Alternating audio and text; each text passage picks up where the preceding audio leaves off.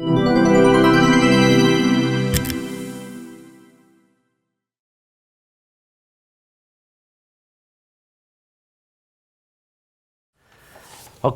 this is a biggie. 90.4, the enforcement of the code. I think this is something people really, really, really need to pay attention to.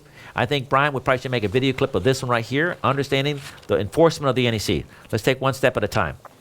The code is intended to be suitable for the enforcement by governmental bodies that exercise legal jurisdiction over electrical installations for power, lighting, signaling circuits, and communication systems. Okay?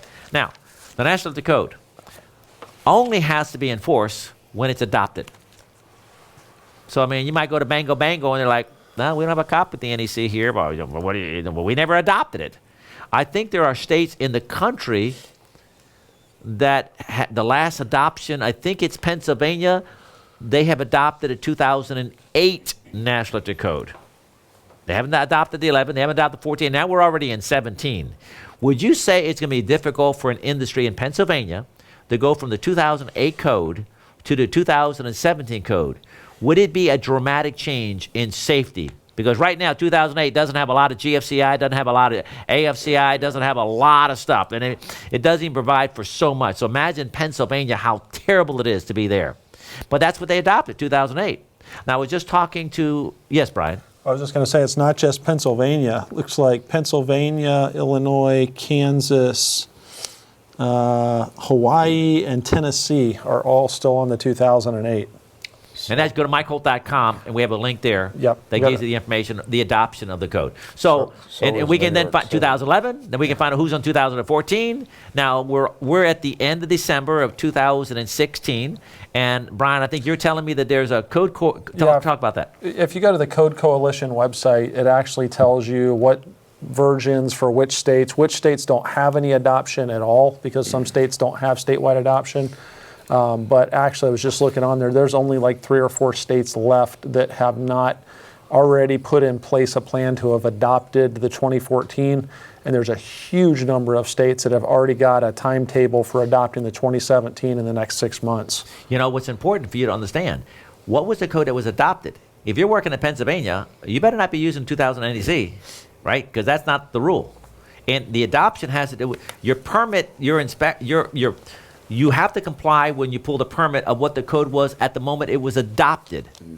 So come in January, the code might have been adopted January 1st in Massachusetts, when they're always fast like that. Okay, so Massachusetts is January 1st. Well, if you pull the permit December 31st, well, then you're working off of the 2014 code. You're not working off the 2017 code, even though the installation is going in this 2017 code cycle. So it has to be adopted. This is a standard. Okay, the purpose of this code is so that if it is adopted, now you can have a standard to comply with. So let's move on here. Eric. Yeah, and also be careful because with adoption, because there are some government facilities, for example, that didn't adopt any codes till maybe the mid-90s. And so you walk into some old buildings and you say, oh, well, this is a code violation. Oh, be careful. No, it's not a code violation because there were no codes when it was built. Now, if it's a safety issue, we're going to go ahead and fix it. But don't call it a code violation. Okay, now also let's think about this. The federal government does not adopt the National Electrical Code to apply to itself. Okay? The states do not adopt the National Electrical Code to apply to themselves. The counties don't adopt the National Electrical Code to apply to themselves. Okay? Military bases do not adopt the National Electrical Code to apply to themselves. However, if somebody else is doing the work, a lot of times in the specifications will say, you shall comply with this standard. But I've been involved in cases where the National Guard had a building, this, and it's like, so all government agencies want to apply the NEC unless it will cause a problem for them. And then they say, oh, well, the NEC, we're not governed by the NEC, which is true, because they never adopted it legally. So it has to be adopted legally. Okay, let's move on. Let me read this text again. The code is intended to be suitable for enforcement by governmental bodies that exercise legal jurisdiction over electrical installation for power, lighting, signaling, and communication circuits. Interpretation of the rules. Brian? I was just going to say, I just found there's 40 states that have adopted or will have adopted as of October 1st this year, have it either adopted or underway, the 2014 And it looks like there's 11 states that have either already adopted or are adopting the 17 as of January 1st. They'll have something underway. And actually, Don sent a very nice comment in, and he said, hey, don't forget states like Illinois don't actually have a statewide code adoption. It's city by city, municipality by municipality, so there are places that there is no statewide. And I mentioned that, and Don corrected me, it's not real clear. Some places just don't ever adopt a code. They just use whatever locally they want to use. Oh, I was just going to say, even these local ones where there's no state adoption, if I was in a job somewhere and somebody turned me down and they said, well, you have to do this, this, this, this, first thing I want to do is I want to see the minutes of the minutes, the minutes of the meeting when they actually adopted the code that this guy is telling me that I have to comply with. Because there's a high probability that the inspector just said, this is what we're using, because you know why? Why are they still using a 2008 or 11? Because that's the book he has. That's the one he's used to, and that's the one we're inspecting everything in. That might not have been what they ever adopted. Maybe they never even adopted something. They just assumed that I guess the inspector just makes that decision. All right, let's move on. Oh, yeah. So, Michael, you're going to say something. Well, I was going to say about the same thing Brian was saying. Even though Oklahoma has adopted the 2014, the Oklahoma state has. But the municipalities, not all of them are up current with the state. Like Oklahoma City is still on the 2008, where the state is on the 2014 already. So Oklahoma City's, they follow suit, but it just takes them a while. I know the NFPA has an organization of a couple guys traveling the country, because this is dangerous. When you have a city in 2008, you have a state 2011, you have the state next to 2014, you have another location here is 2017. How is the industry supposed to be qualified when you're working in multiple jurisdictions and you have to work with all the different code books? So I think we're going to see a better adoption, a faster adoption of the code than we've done in the past. All right, let's move on. Interpretation of the rules. That is what the authority having jurisdiction is supposed to do. The authority having jurisdiction is responsible, and we'll talk about that as a definition. That is the person who's the authority. Responsible for interpreting the NEC, but the decision must be based on a specific code requirement. The authority having jurisdiction is responsible to inform the installer of the specific NEC rule that was violated. Now, we need to make sure that last statement down there is actually an author's comment. The authority having jurisdiction doesn't have to, it's not the code tells you I have to give you the code violation. But I'm just saying, in practical terms, it's like if you drive and you do an infraction, when the police stops you, they don't just simply say you're going too fast, or they have to give you the state statute number so that you have something. It's called due process. I need to know what did I do wrong, not what you think I did wrong. So the inspector interprets the rules, but you have to have a rule. It's like, well, that's the way we do it in my city. If you want to get a final here, you're going to do it this way. I understand that's all power. Power is all illusion, and a lot of times the guy's going to get away with it. But, Michael, you might go in there, and you're a tough guy, Michael. I already know about you. You walk in there, some little guy in some little city's telling you, and you got this massive 2 million square foot building, and this little guy's coming in here telling you, wow, la, la, la, la. You're like, okay, well, we're not. Yeah, I know you've been doing this, all the other guys in your local area, but that's not happening here. Because what we're going to do is we're going to get this here, and it's going to be real easy because my attorney, because we have it set up this way, we'll get with your city attorney, and we're all going to agree on that we're going to follow the code, and every time you turn us down, you're going to give me a code reference, and if you don't give me a code reference, then we're going to continue proceeding as it's forward. And so there is that extreme where one guy does whatever the inspector has, another person, listen, I'm running big business, I'm doing large production, I spent my entire life learning code, I know you're an inspector, I know you the best you can, this is way over your head, and no, you're not going to push me around because we're going to make it safe. I'm worried about safety. I saw some hands. Brian? I was just going to say, it's actually common now that states are actually requiring the municipalities to provide code articles as state statutes. Sections, code sections. Yeah, code sections, I'm sorry, as state statutes. Not that it's necessarily the municipality deciding to do that. They don't have a choice. It's being written into the state building codes. I need to get my research team to do some research to find out, is there common law that if you turn somebody down, in other words, like the British common law, in other words, there's certain just law that it's, you could use this statute as a basis that would make a statement. Now, no government agency could tell you you can't do something without actually giving you a legal reference as to what you had to have violated. And I think that's something that we should at least, I bet you there's a common law somehow. So it's just something to think about. Anybody else last commenting? Inspectors make the decision though. we're going to get to this class here and this video as we go along, and we're going to come up with 4 different answers. And we're like, I don't know. I'd look at it, right, Heinz? You're like, I don't know, Heinz. You and I are on the same page. And I don't know about Brian and Michael, because we're reading the same rules, right, Ronnie? Yes, right. And we don't read it the same way. Interpreting it different. When that comes to the point, people ask me that question. I say, look, you just, whatever the inspector says, you give them this BS. You try to convince them this way to get your way. But if he says that's what I want, well, then that's what it is, because he or she has to make that decision. All right, approval of equipment, another biggie. It's the authority having jurisdiction that approves equipment. We'll talk more about this as it goes along. And David, have you, as an inspector in your department as inspectors, have you guys ever approved equipment that's not been listed? It's rare. It's rare. Otherwise, it would be a field list. Okay, you're saying, hey, listen, I want to know that if it's listed, I'll use that as my basis for approval. Well, we'll look at it, make a determination whether it's safe or not, or we need to get somebody in there. But if it's listed, is that enough for you? Oh, by a NERDL, absolutely. So yeah, by National Recognized Testing Correct. Laboratory, NERDL is what he said. Okay, that if it's listed, you're saying, okay, I have to approve the equipment. Oh, Mike, here's the paperwork. Here's the doc. It's listed. It's labeled. Oh, then we're good to go, right? Correct. But if it's not listed, not labeled, and you've never seen this thing, it came from China, and let's not say China, okay? Let's say it came from some other country, all right? Came from somebody's backyard. Okay, somebody's backyard, and you're like, I don't know if this thing is safe. And I have to approve it, right? I'm having to make a decision. So we do have 110.3a that talks about a basis to judge some things for approval. But then you're saying, well, then I might have to get it field labeled. Get a hold of a testing laboratory. You send somebody out here. They're going to look at that. They're going to do an evaluation. They're going to write a report, and they're going to say, yes, this has been field evaluated, and it's been field labeled. And then you say, okay, in that case, fine, we're good. Brian. I just want to make a comment so that people don't get the wrong impression from what we're talking about. That doesn't mean that every single thing you use in the electrical industry has to be listed.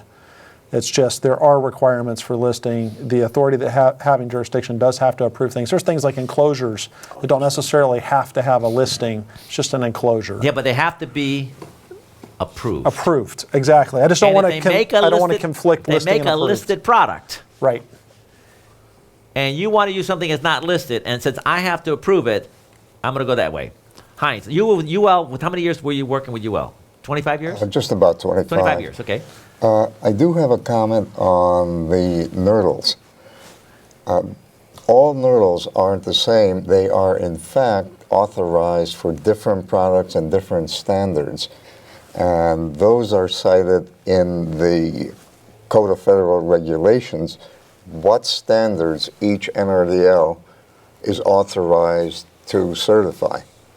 So when you see a NERDL certification mark on a product, unless you know what that's certified for, look at a authorization of the NERDL for the product, because they may not be authorized for that. So you're saying you could call somebody for field labeling, and that person is actually... No, not field labeling. Okay. I'm talking about originally listed product by a NERDL.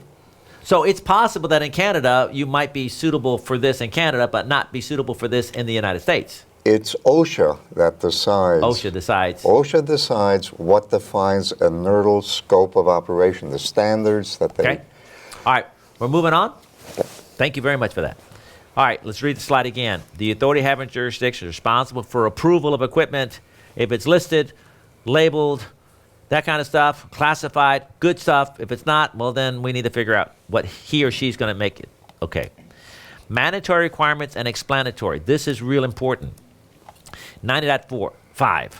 Mandatory rules in the code are identified as shall or shall not. Permissive rules are shall be permitted, shall not be permitted. At one time, we did not have this shall be permitted, shall not be permitted. We simply had you shall do this, and then the next thing was an exception. And you shall do this, the next thing was an exception. And then a few cycles, maybe many cycles ago, they said, listen, can't you make these exceptions? I think it's politically correct kind of crap. They said, can't you make these exceptions into a positive language instead of saying it's an exception? So what they did was they took a lot of exceptions and they brought it into the rule. And then it says, you shall not be doing this, but it shall be permitted to be doing this. And sometimes when you read the code book, it actually is a lot harder to have a rule than have not an exception, but a different permission where it was another time. Then we slowly have kind of gotten away from that, and we kind of went back to our exceptions again. Okay? So that's why you see permissive language, which is really kind of like an exception. And then you have the last one, an explanatory material. And that has to do with informational notes. As we go along, I'm sure we'll see some informational notes. That is what? Such as references to other standards, references to related sections of the code, or information related to the code rule is included in the form of an information note. Such notes, I should have underlined this, are information only and are not enforceable as requirements of this code. So when you see an informational note, it's information. It's not a requirement. Examination of equipment for product safety. Now, except to detect alterations or damage, listed factory installed internal wiring and construction of equipment need not be inspected. What that means is that when something is listed, it's not the authority having jurisdiction's responsibility now to take the cover off of this inverter or this transfer switch or this dishwasher or this listed control panel and say, well, wait a minute, you got a green wire there and the protection you have on there, and then I don't know about that. Now if it's a listed product, that is intended to be, you're not supposed to go in there to go into the internal wiring. However, if you can see that it's been modified or altered, well, then the authority having jurisdiction would get involved with that. Brian? Well, I got a personal story about this exact transfer switch. We actually had several municipalities that had a problem that there was a single neutral conductor, oversized neutral conductor. The way those are designed or were designed is there was a single neutral conductor going into the transfer switch and all the circuit conductors. And we had inspectors that are like, hey, you can't do that. You can't share a neutral between all these different circuits. And they were actually asking us to remove the wiring and actually reinstall wiring, however the National Electrical Code required. The problem and so we consulted Generac and they said, no, you can't do that, because if you do that, it's no longer a listed product. Our product's not designed to have field wiring done. And so we actually had to go back to the inspectors and say, hey, listen, here's what Generac says, here's what you say. And ultimately, about 50% of the time, they made us rewire them anyway. So it comes back to what you said. You have to do what they say eventually. I don't know, Michael. You and I don't think we'd be rewiring anything. I don't think that's going to be happening. As a UL listed product, I'm not disassembling it and modifying it because you want to try to apply a code rule.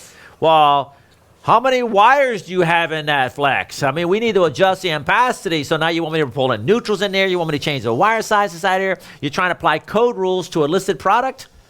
I don't think so. Heinz. The minute you open a listed product, you violate the listing and it's no longer listed. As soon as you start taking it apart? As soon as you start taking it apart. Unless UL says you may. Most of the time, what it says on it, no use of serviceable parts inside, et cetera, et cetera. Okay. All right, we are done with my review of Article 90. I'm going to just give you my little thing, and if you guys want to make a comment, you can. I think it's important to understand the purpose is for safeguarding of persons.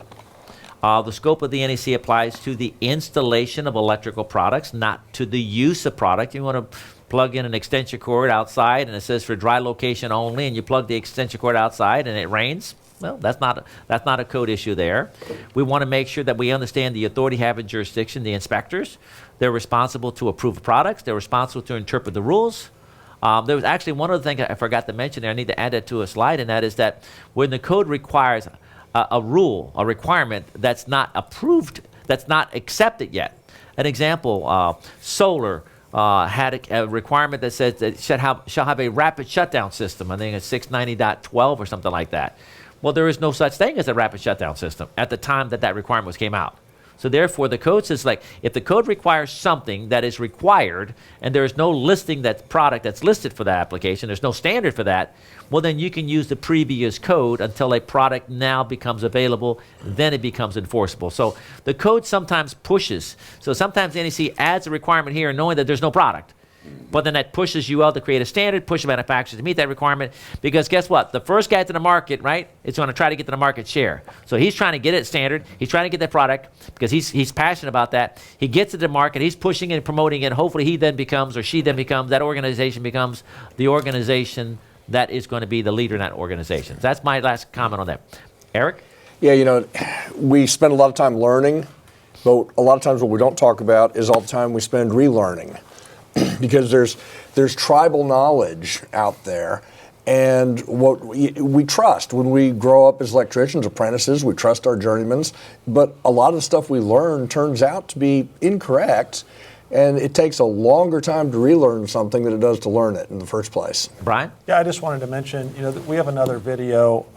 This is the purpose of the National Electric Code, but you made a great video on how to use the NEC, how to use the code book, and I would just recommend to anybody that's not very familiar. Let's put that how to use the National Electric Code.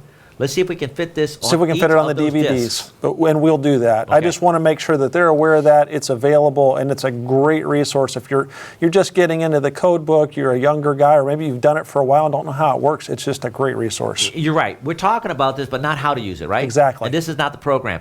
Do we have that on our website now? How to use the National Electric Code? If not, it'll be up very soon. Okay, so good thing. And that is go to MikeHolt.com, go to videos, go to National Electric Code, and we'll make sure we'll put that like one of the first ones bold, how to use the National Electric Code. Talks about highlighting and tabbing and marking and searching and what you need to do to get going.